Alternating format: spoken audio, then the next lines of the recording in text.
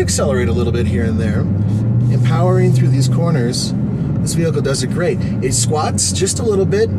There's a surprising amount of give while still maintaining a very firm, solid, reassuring ride.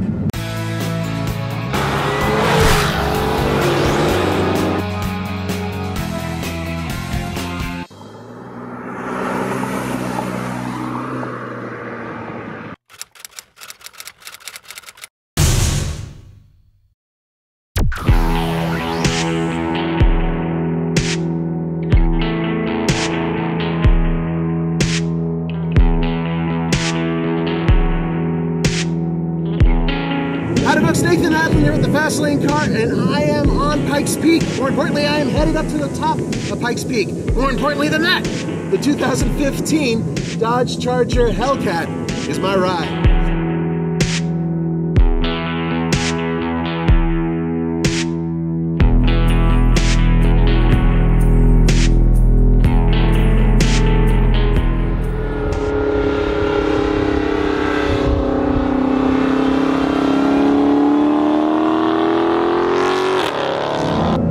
A little bit of open road.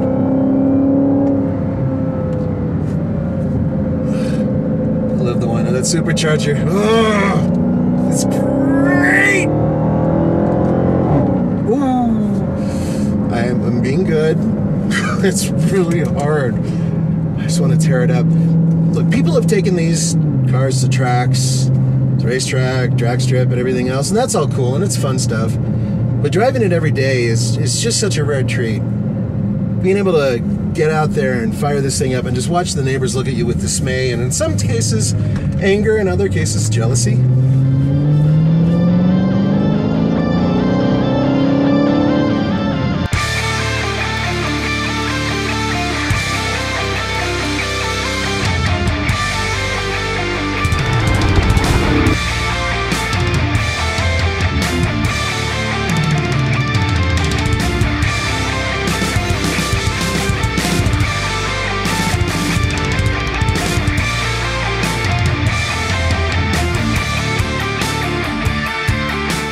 I would have never in a million years thought that any automaker outside of Ferrari or Lamborghini would have ever built a vehicle with this much power. A four-door vehicle?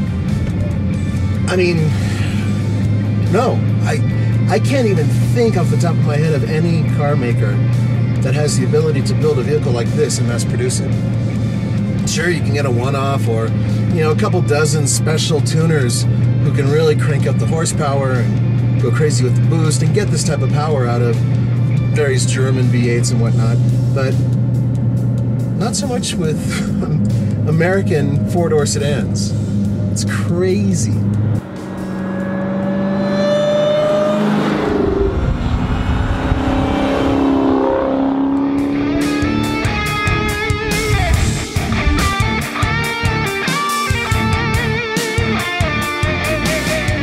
This is a vehicle that actually responds really well on twisty roads. I'm loving it. Going up to Pikes Peak, okay, it's 15 or 25 miles per hour for a majority of it. You're not able to pull a Sebastian Loeb and go flying through the corners, but you can accelerate a little bit here and there.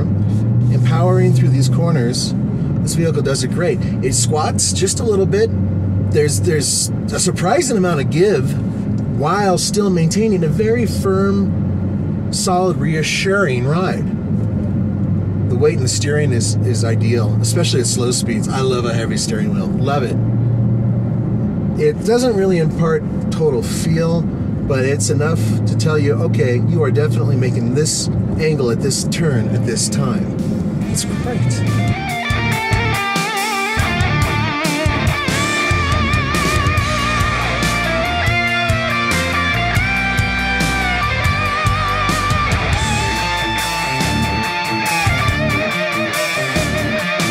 Welcome to 14,110 feet. We are on the top of Pikes Peak.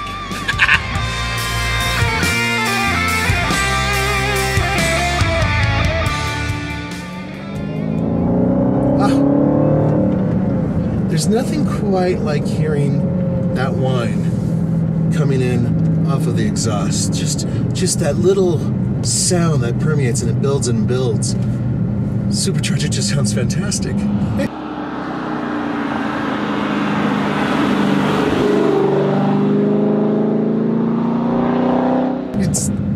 It's outrageous.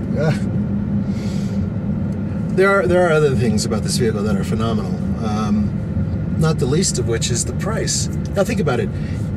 You will not find one for $61,000 and change, which is where they supposedly start. You never will.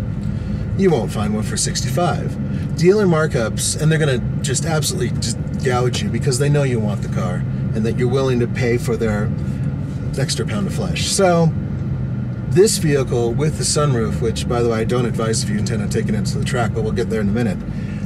This vehicle with some of the goodies and the sunroof is just over $70,000. That is the same territory as a Corvette. It's actually less than certain models of Corvette.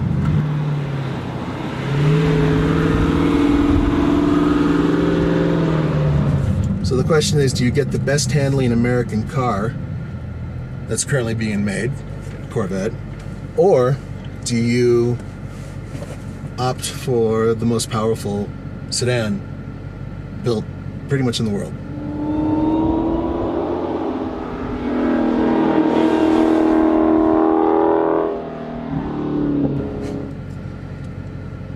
I don't know.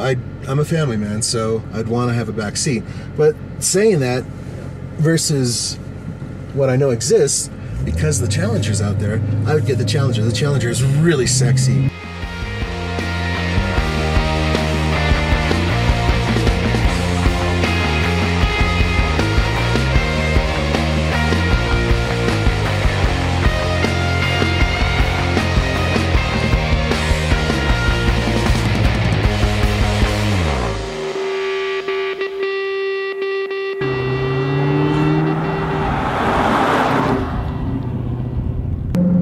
Averaged 20 miles per gallon going from Denver to Colorado Springs. I kid you not. And I was going up to 75 miles per hour legally. Crazy, isn't it? It's just technology. It's just insane. I could never ever imagine a vehicle like this existing 20 years ago. Couldn't even imagine it. 700 horsepower plus, and it could hold 5 people and luggage in the back, real luggage.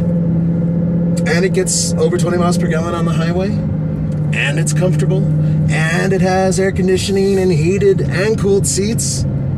It would be too much. It would be like, no, it's some damn fantasy. But no, it's yeah, it's impressive. Lovey, lovey, lovey this car.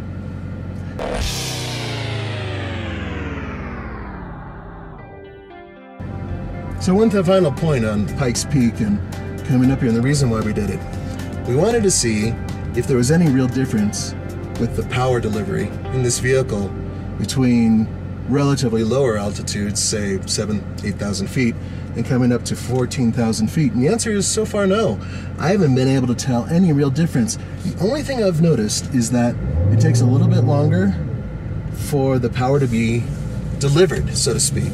But I've been going on to this system here, which shows how much horsepower you're using at any given time.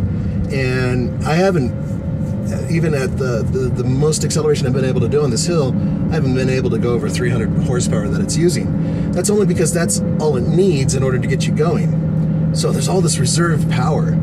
So I honestly don't know what the computer brain and engine have come up with in terms of power loss coming up to high altitude.